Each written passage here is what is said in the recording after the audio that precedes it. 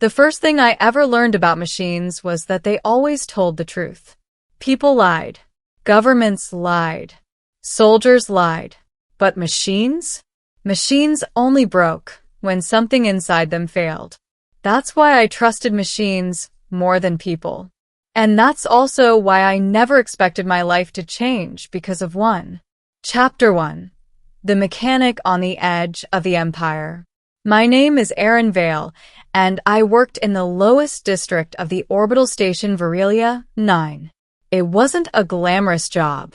Virilia 9 floated on the edge of the Altari Empire, far from the shining royal worlds and bustling trade hubs.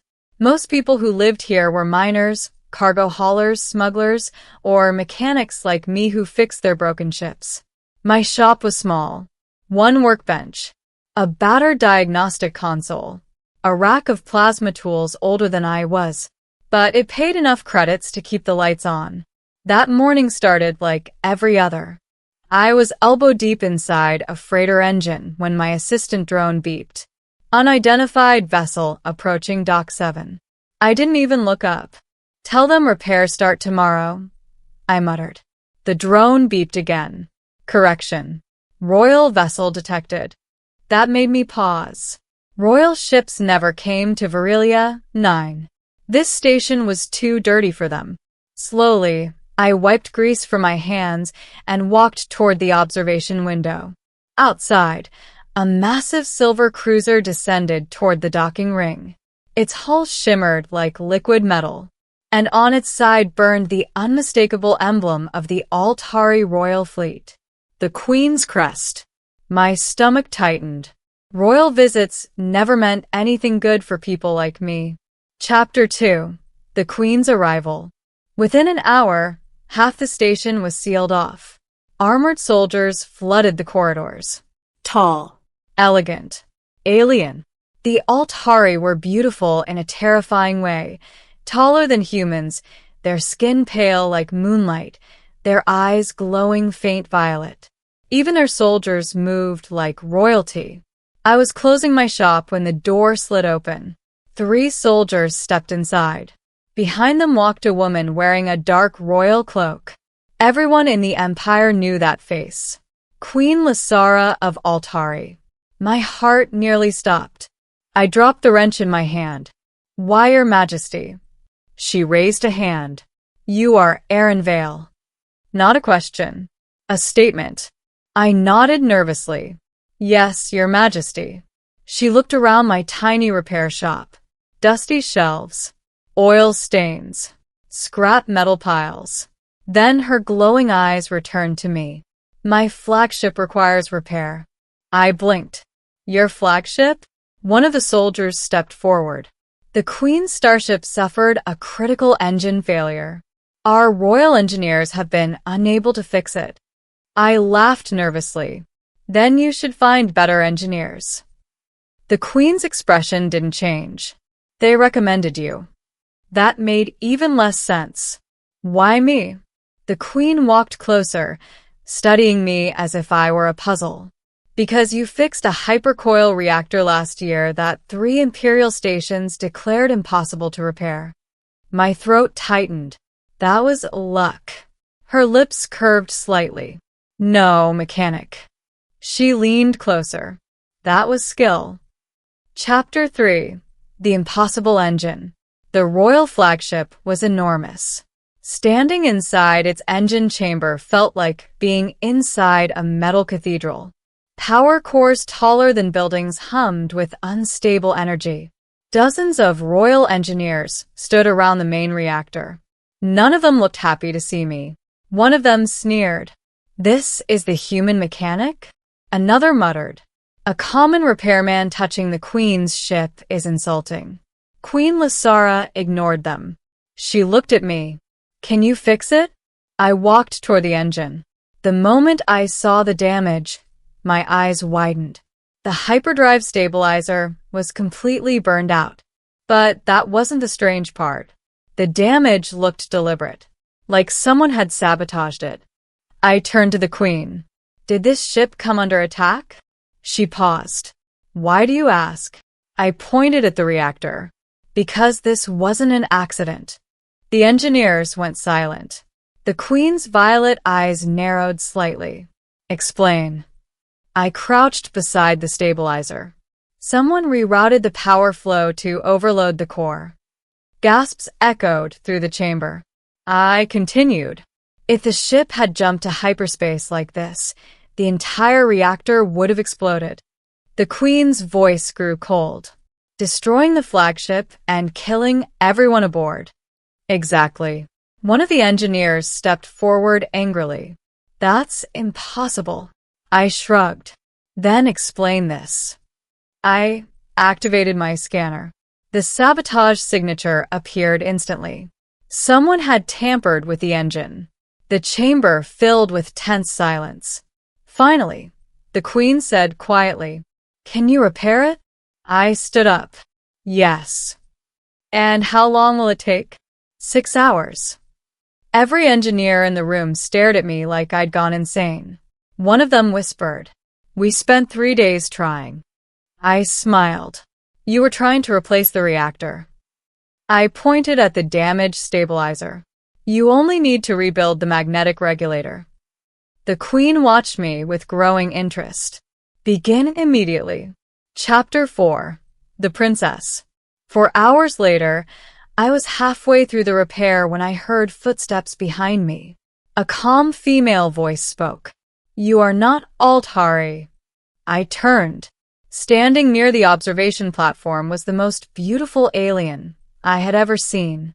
She looked similar to the Queen, but younger. Her silver hair flowed down her back like starlight. Her eyes glowed brighter violet. And she was watching me with intense curiosity. You must be Princess Kilira, I said. She tilted her head. You know me. Everyone knows the royal family. She walked closer. Her long cloak trailed behind her like liquid shadow. You fix machines. Mostly. Her gaze moved to the engine core. Yet you discovered sabotage that our best engineers missed. I shrugged. They were looking for a big problem. And you? I look for small ones. She studied me for a long moment. Then she said something unexpected. You're interesting. I nearly dropped my plasma tool. Alien princesses didn't usually call mechanics interesting. Chapter 5. The Assassins. I finished the repair in 6 hours. Just like I promised. The engine roared back to life. The royal engineers looked stunned. Queen Lasara nodded slowly. You have done well. I wiped grease from my hands. Happy to help. Then the alarm started. Red lights flashed across the chamber. A soldier shouted, "Intruders on board." Gunfire echoed through the corridors. The Queen's guards raised their weapons instantly. Princess Kilira stepped back in surprise. My stomach dropped. Let me guess, I muttered. The saboteur came back to finish the job. Explosions rocked the ship. Armored figures burst into the engine room. Assassins. They opened fire immediately. Chaos erupted. I grabbed the nearest metal panel and pulled the princess behind it. Energy bolts blasted across the chamber. Soldiers and assassins clashed violently. Princess Kilira looked shocked. You shielded me. Reflex, I said. A bolt slammed into the console near my head. I swore loudly. This is why I hate politics. Chapter 6. The Mechanic Who Saved a Princess. The fight lasted only minutes, but it felt like hours. When the smoke cleared, the assassins were dead. Several royal guards were injured, but the Queen and Princess were alive. Princess Kilira turned to me. You could have run. I shrugged. And let the reactor explode? The Queen approached us slowly. Her eyes moved between me and her daughter. You protected the princess. I protected the engine room. I corrected. But the Queen seemed amused. A humble answer. Then her expression became thoughtful. Very thoughtful. Too thoughtful. That's when I realized something terrible was about to happen. Chapter 7. The Queen's decision. The next morning, I was summoned to the royal chamber. The Queen sat upon a raised throne. Princess Kilira stood beside her. Dozens of nobles filled the room. I immediately felt out of place. Queen Lasara spoke clearly. Aaron Vale, mechanic of Virelia 9. I bowed awkwardly. You saved my flagship. I nodded. You uncovered sabotage against the crown. I nodded again. You protected my daughter. I opened my mouth. Then she said the words that shattered my life. Therefore, I have decided you will marry her. The room exploded with shocked whispers. I nearly fainted. What? The princess blinked in surprise too. The queen remained calm. You possess intelligence, bravery, and loyalty.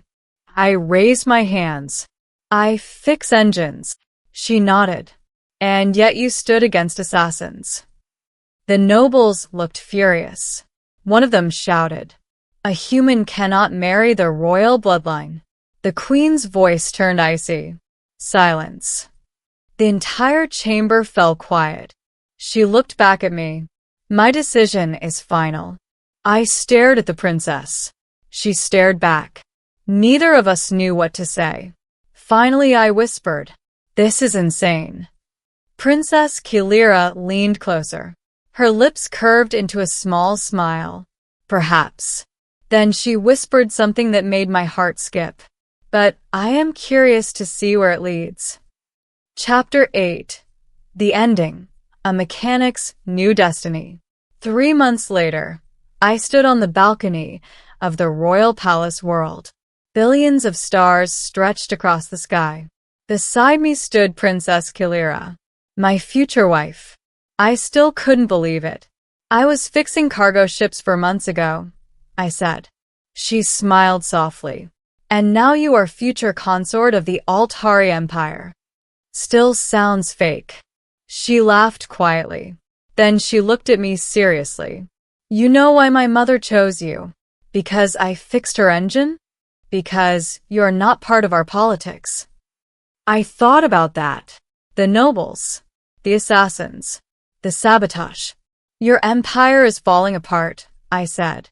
She nodded slowly. "Yes. Your mother wants someone she can trust." "Exactly." I sighed.